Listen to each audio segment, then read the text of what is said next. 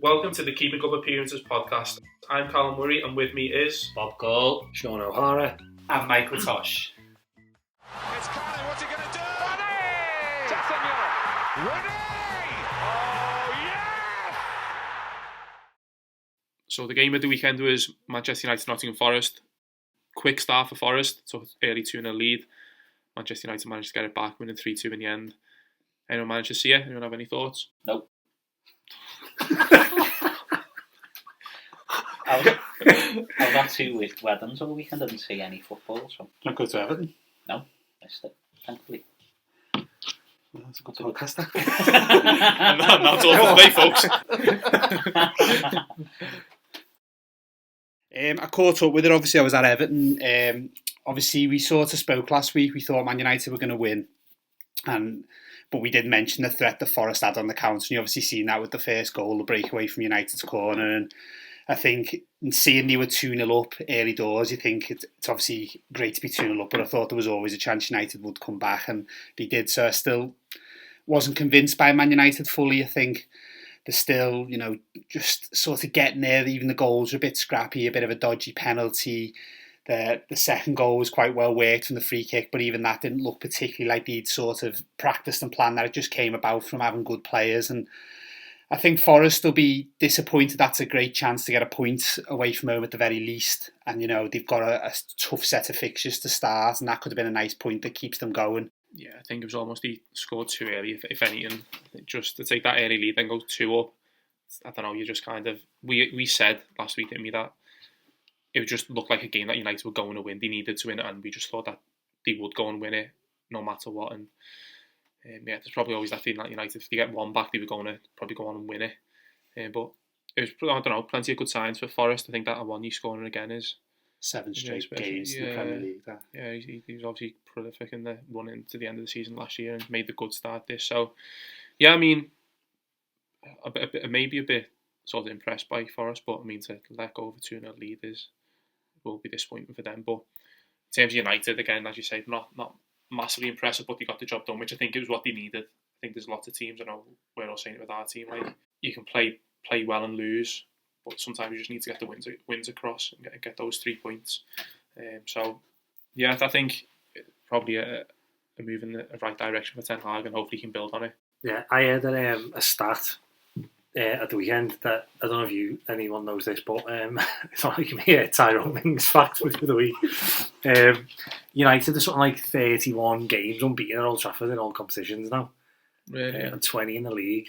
It's one of those facts that doesn't feel like it can be true because they're just not playing well, but seem to be getting wins. Yeah, I mean, Old Trafford's always just a bit of a hard place to go to anyway, isn't it? You just feel like you're going there, probably not going to win. Probably going to get a decision against you as well. Yeah, maybe so. It's just... Yeah, United haven't started well, but maybe make Old Trafford a bit of a fortress. There was obviously 2 big decisions in the game that obviously turned it a bit, both at 2-2, Worrell getting sent off. What were people's thoughts? Did anyone think it wasn't a sending off? I'm not. What's the rule these days? Because I don't know who the other centre half was, but from what I could tell, they seem to be coming across into that path. So I don't know if that is a goal scoring opportunity or... I think it is a bit vague. It's probably reasonably similar to the Van Dijk one on the Sunday, wasn't it? Where the tackle doesn't look terrible, but because he's in on goal, in theory, it's a sending off. I think the rule is now, I think they've obviously changed the rule with regards to in the box, that double jeopardy rule. If it's not deliberate, it's not a sending off because you'll get a penalty, but outside the box, if it looks like it's a chance. I thought it was a sending off. I thought it was stupid. He put his arm across him. And I just think as soon as you give the referee decision to make it Old Trafford like that, he's probably going to go one way, really, isn't he? What about the penalty? Anyone think that was a penalty? I thought it was a penalty.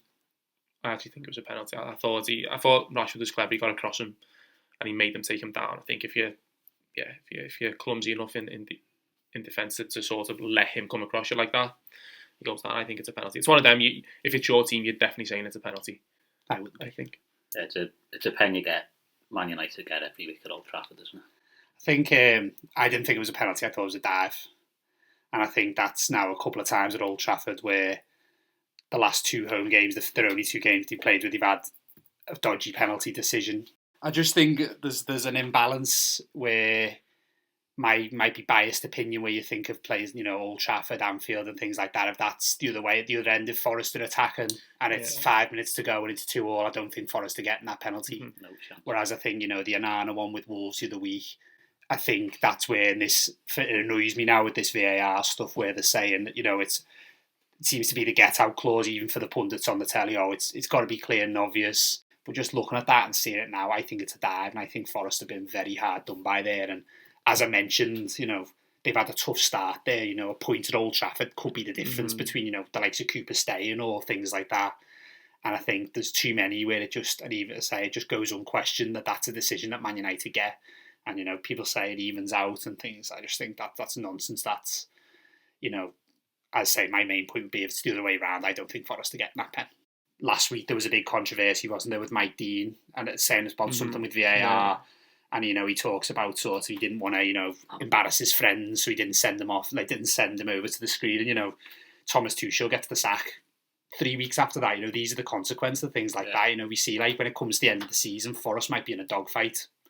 I actually don't think they will be. They look okay, but, that could be a point that might have cost them. Everton stayed up by a point last year, was it? I'm not too sure. But, you know what I mean? You get a dodgy point somewhere, that can make the difference. Yeah, not fair enough. I think, I don't know, it just doesn't sit right with me. Passionate argument there, Tosh. But I think it's time to look to this week's fixtures. These are the rules. We select 3 matches from this week's fixtures, which are entered into the Wheel of Fortune. This will randomly select our featured game. This match will be the focus of our discussions, predictions, and most importantly, our game of keeping up appearances. Once our fixture has been chosen, we'll use an online generator to provide a target number for our game. For us, this is anything between 50 and 450. Our job then is to think of a player who's made that many appearances for either of our selected teams. Whoever's closest wins. Each week, 4 points will go to the closest person, 3 points for second place, 2 points will go to third place, and the person who's furthest away gets 1. These points will be accumulated over the whole season, and we'll update our league table each week. So looking forward to the week ahead, we've got our 3 fixtures of the weekend on our wheel. They are Arsenal, Manchester United, Manchester City, Fulham, and Brighton versus Newcastle. So 3 good games there. Sean, spin the wheel. Let's see what we come up with.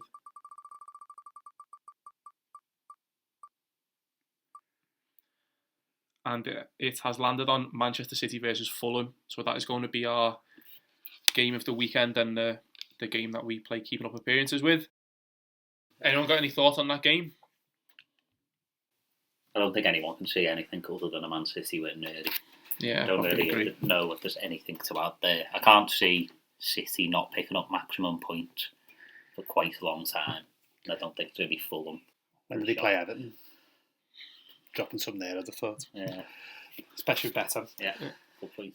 I suppose, though, Sheffield United had them, they only sort of just got over the line, or they were the better side, they missed a penalty and things like that.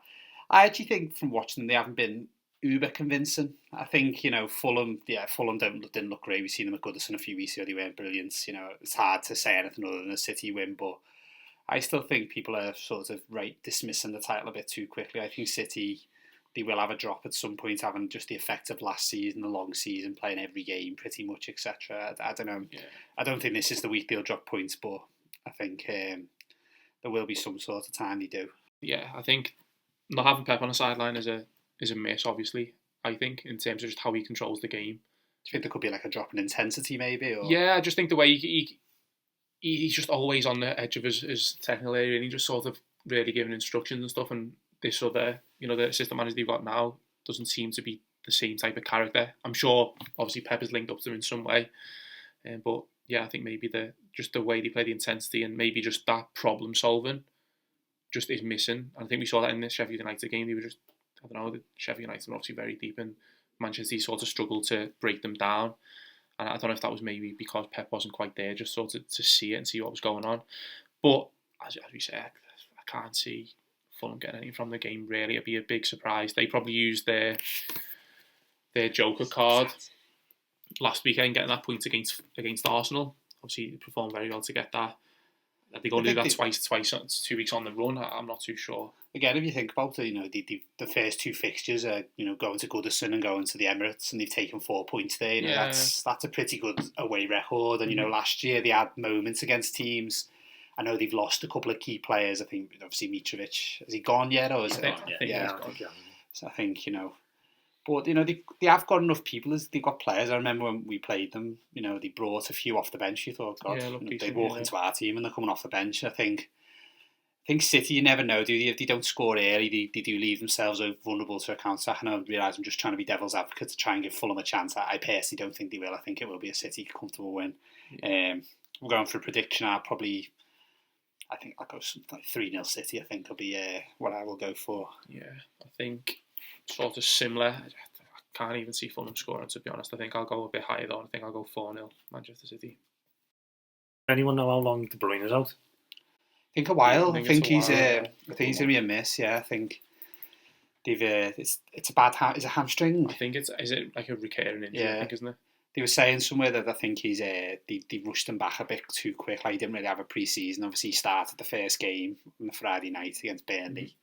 I think Foden stepped in quite nicely in there though, like playing that role. We've obviously got a few people who can play in that. I know Bernardo can, and sort of they have got options, but that's definitely a massive miss. And especially once they start playing Champions League, which will start in the next 2-3 weeks, and the game starts racking up. I think that's the type of player you'd miss because he is just so consistently great. It's also the link up with Haaland as well, because they just kind of, it's like that Cole York kind of synchronised everything. And I think Alvarez seems to be filling in that gap, but then at the same time he's not that kind of player. He's very much like a Haaland. He's got the same mindset as Haaland, so he's just sharp, isn't he? He just looks like he can pop up with a goal against Newcastle. I do like him. Yeah, he's really good. I think Haaland, I was thinking when we were talking about the start and predictions, I was thinking he might not have as good a season this year. And I think like someone was saying like he usually gets injured and he didn't really get injured last year. And is there a chance that something like that happens and he struggles for fitness? I just think I'm not a big fan, to be honest. It does my head in, but I think he's boring. But boring because he's so good, or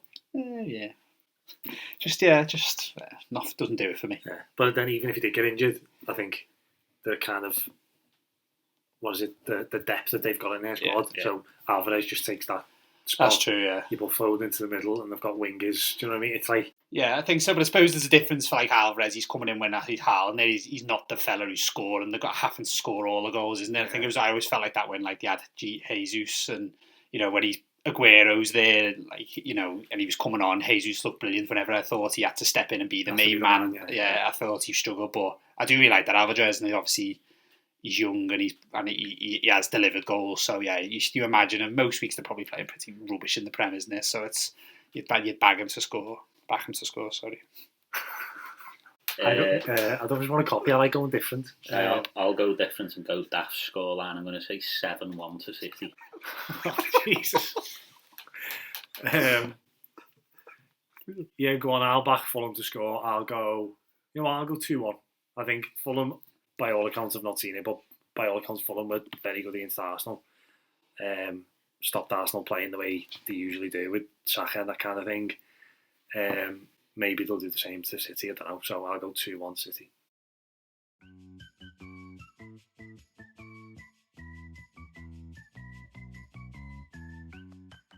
So now it's time to pick the number for this week's game of keeping up appearances. So Sean's just going to press the button now.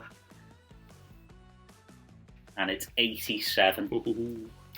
So 87 appearances for either Manchester City or Fulham. It'll take a bit of time now to have a think.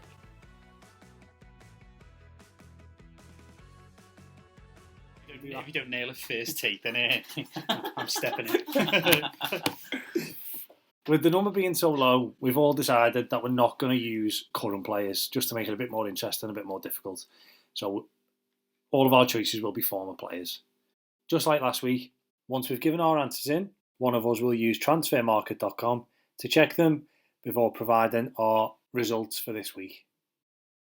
Right, Callum, you're up. So I think the low number was hard, and I struggled to think of players from either team really, not current, who probably would have played maybe 2 seasons. I think if you're looking at maybe Man City, if you were not counting recent years, that probably is maybe 2.5 seasons. Obviously with them not being in sort of European competitions. I'm going to try and go with the start of maybe Man City's good fortune and go with someone I think played a couple of seasons. I might be wrong, but I'm going to go with Rubino. I think he was probably there for a couple of seasons. He might not have been, but He was in my I'm going to thinking. go with him. Yeah, I think that's a bad guess. I think he was probably there a couple, wasn't he? They were in Europe, one of them, and he did have a bit of a falling out. But I think that's a pretty good guess, actually. I don't think he'll have played 100 times for them. I don't think he'll have played less than 50, but it might be wrong. We'll go with it. I didn't go in, but he wasn't me thinking.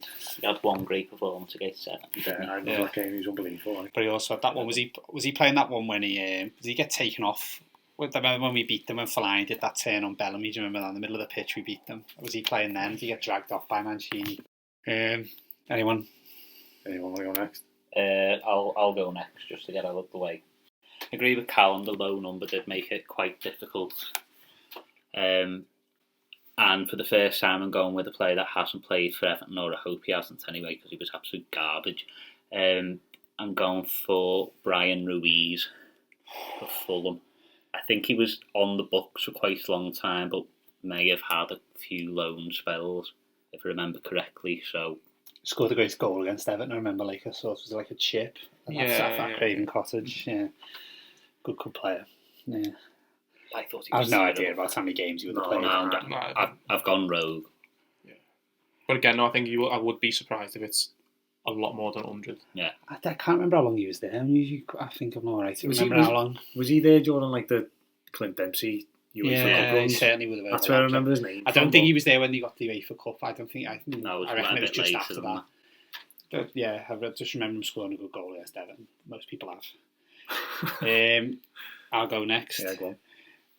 Also struggled. This one I've actually got less confidence of the more I'm sort of thinking about it. I've gone a bit like Callum around the same year, the start of City. I couldn't think of anyone of the recent year of City who's only played for like a year or two. It seemed hard to do that. So I've gone for Ilano. Yeah. That was my second. I was thinking him along Rubino. The more I think about it though, I can't I think he probably, I don't even know if he played a second season. And he seems a type fella be injury free. I remember him scoring a brilliant goal against, he scored that free kick against Newcastle. Yeah, so I'm less confident than I've been in other weeks. But yeah, the other thinking I always like to think of a balancing one for the other one was Papa Bouba Diop. Rest in peace. Is he dead? Yeah. Oh, I didn't know that. I think so. Don't rest in peace if he's not dead. When he eventually does go, we can say that again. But again, I reckon he was. I actually probably the more I think about it, the more I think that's a better guess. But I'll stick with what I was going to say. I'm not going to change now. I'm going to go with Ilana. Right. Have we all done City so far? We have. Yeah. We done Fulham. Except Bob. Of course, yeah. Except Bob. Yeah. I had two in my thinking. One came quite quickly, but again, it could be totally wrong. And it is the one I'm going to go for. I'm going to go for Robbie Fowler. Ooh. I vaguely remember him for a couple of years because then he went back to Liverpool. Yeah. So, yeah, I know that was before your era, or the era that you've all picked, but I'm going Robbie Fowler. I also thought Chris Smalling at Fulham. I don't know how long he was there. He was the one I thought quite a good player, so he could have played for ages, but equally he might have been picked up after like a season at Fulham. I think he was very quick. I think he came out of nowhere. United signed him quickly. Yeah. So I think Robbie Fowler's a decent shout, but again, I would genuinely have no idea. If he said he was a lot more, I wouldn't. He signed him from Leeds, didn't he, when Leeds were going down the pan, and then he went back to Liverpool, and I reckon that probably was a couple of years. Yeah. I think they're all guesses. I think I couldn't really predict who's going to be first in this one. I think they're all could be very close, or it could all be far away. What a brilliant summary. Yeah. Right, so time to check the answers. Do you want me to do it? Yeah. Tosh will be checking the answers, so we'll be back when we know who's won.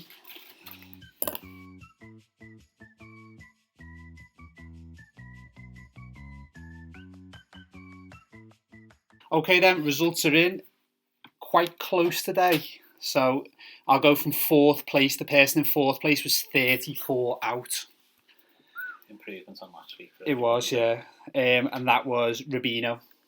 So Callum's guess was Rubino only had made 53 appearances for City. So he was 34 out.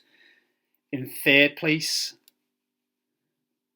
was 20 out with 107 appearances was Brian Ruiz.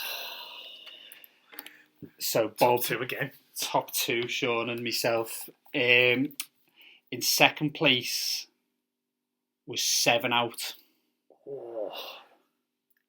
Was Alano. Get in. So Alano made 80 appearances for Manchester City. So Sean's guess was 5 out. Get in. 92, Robbie Fowler. Say well, I've come a long Very way, haven't I, good. in the last 2 weeks? Very impressive. I should have gone Papa Puba Job. May you rest in peace. How many appearances did he make? I didn't check. I'll check. I was supposed to say God rest his soul, was I? Check he's actually dead first as well.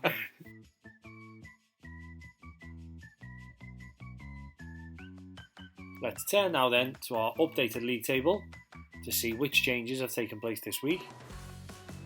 Tosh is still standing strong at the top with 15 points. After this week's win, Sean leapfrogs Bob into second place with 11 points. Bob is in third with 10 points, and Callum still in fourth place with 6. Do you want to know about Papa Buvio? How many? 84, Nick. 84. Oh, for God's sake. Good job no one picked Alano. So another great week for Tosh with his guess, but it was Sean's game this week. He took the spoils. He did take the spoils indeed. We hope you look forward to the Man City Fulham game at the weekend, and we'll be back with a special international podcast next week. See you then. I'll tell you what, if we don't deliver that, there'll be some disappointed fans. To be honest with you. International makes it sound like we're like going abroad. Yeah. Benidorm, down the water. Can we do it again? No, No, that's that's sound.